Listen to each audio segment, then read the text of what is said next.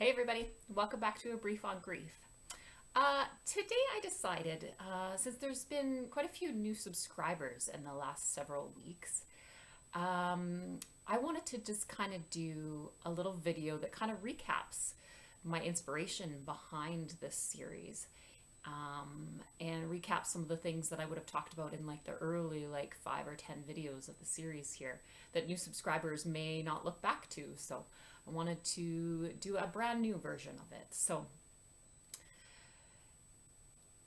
I found my way to creating this series from the life-changing experience and life-changing transformation that has gone on for me in the last couple years since the end of my marriage, where I learned through a priceless grief recovery program about what loss and grief actually is.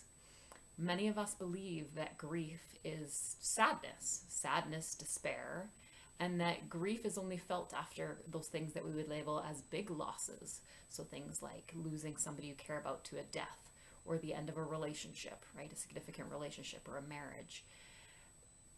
We don't think of it much beyond that. And when we think of loss, we also think those too. Those are losses. You lose something. So either I lose my keys, or I lose something, or I lose a partner, or just really tangible things like that. But we don't think of loss in the form of emotional loss, very, very much beyond that involved with like the death or the end of a relationship. But there's so much more loss than what we initially, and what our society has taught us. Our society and generations, we've been taught, or not taught, let's just say, about how prevalent loss is and change is in our life. So now that I'm saying that, let's define those. So loss is actually the end of or change in a familiar pattern in your life, or a familiar routine in your life, or familiar type of behavior in your life. And every time we experience a loss, there's grief involved in it. Grief is not just sadness. Grief can be felt, is kind of like an umbrella term, and it can be expressed and felt in different emotions like anger, fear, frustration, irritation, overwhelm, sadness, shame, guilt, anxiety. Just name them all. Name all those uncomfortable feelings that we as humans feel, and it can all be actually grief due to loss in our life. There are actually 40 different kinds of loss that trigger grief in us as human beings. So things such as the loss of connection is one of the hugest ones. So according to the Gottmans, which are like the gurus of relationships and love, they've been studying it for over 4 decades. Relationships, love, connection. They say when we reach out for connection with somebody that we care about, and it falls through, that it's unsuccessful, or what they call a failed bit of connection, that is one of the most painful losses we will feel as humans. And it actually triggers a feeling of not worthy, so a feeling of shame in us. And they say it's the number one thing that slowly degrades and erodes relationships, is continued failed bids for connection.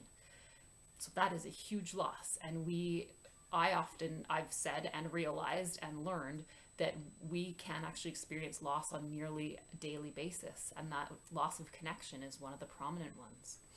Loss of trust. We can lose trust in ourselves if we maybe behave in a way that is against our morals, or we do something or don't do something that we think we should, or whatever. We can lose trust in our ability to handle a situation.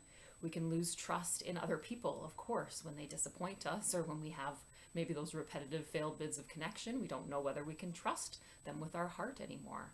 But we can also lose trust in the world and in whatever faith, God, universe that we have, when something tragic happens and we're like, what did we do? What did I do to deserve this? That can challenge our trust in our faith. And loss of safety and issues with abuse and neglect, loss of a job, loss of a pet, again, loss of a change in any type of your routine. So For example, the pandemic that is happening right now at this very moment, it's a huge global grieving process. We are all grieving the loss of so many things, the change of so many things, and it is causing an upheaval of grief for everybody in all areas of life. And we're seeing it in different ways because grief is so unique to each person. Two different people will not experience grief or not express it emotionally in the same way, even if they're dealing with the exact same loss. Say two people that lost their husbands are not going to experience grief in the same way. Just that few minutes of information that I've given you right now, that was life changing for me in the first few sessions of this grief program that I did. That awareness of what all of those heavier, uncomfortable emotions that we feel, and understanding why they're there, understanding where it's coming from, understanding that it doesn't mean, because this is where the shame comes in again. We judge ourselves a lot for the feelings that we feel. We think that, oh, I shouldn't feel this sad or this distraught for this long after a certain loss, or what's wrong with me? I have amazing things in my life. Why do I feel horrible today? Like all these judgments that we bring on ourselves. And that just adds to the struggle. So to have that awareness of why you feel these things, and to give yourself space and to be like, oh, it's because this is a loss and I'm grieving. The freedom that comes with that knowledge is, again, I don't have words for it. It's life-changing. It is changing my life. It has changed my life, which is where this passion comes for speaking about it, and this passion that's behind creating this video series. It, as well as other amazing tools and things that I've used and experiences that I've gone through and amazing people that I've had in my life through this journey the last couple years, it has changed the way I live and love in this world. I used to live out of great fear and anxiety about the future, fear and anxiety about losing the love and connection that we so need as human beings. We do not survive, we cannot survive and thrive without connection. It's absolutely everything and why we're all here. And so I lived in deep fear of not finding that true connection or having it, and the fear of losing it. And I wasn't aware of that state I lived in until I lived in a different state. It's because that kind of state is kind of the way of our world works. And you just think that it's normal, and you think everybody's struggling and everybody's going through hard things, and this is the way it's supposed to be. But I always had this deep pain in my heart and my soul, knowing that life was supposed to be different than this. So I carried a lot of grief with that too. Grieving that life must be different, but I didn't know how to find it, right? So then I added judgment on top of that too. Why can't I figure it out? Why are all these spiritual messages of some people that have figured it out? Where's the answer? How come it's so hard to find out? So that just touches on some of the power behind this topic, the power that is possible for absolutely everybody when we know what grief and loss is, when we can soften to ourselves. That is when we soften to ourselves, but then we also learn to recognize when somebody else is going through a loss and grieving in their lives too, because when people are close to us that are grieving, it triggers our body too into grief. And of course, when somebody else is struggling in your life, it often affects the way they connect with you, or it always affects the way they're able to connect with you. And so then that can trigger a loss in you. So it can kind of be this like vicious cycle.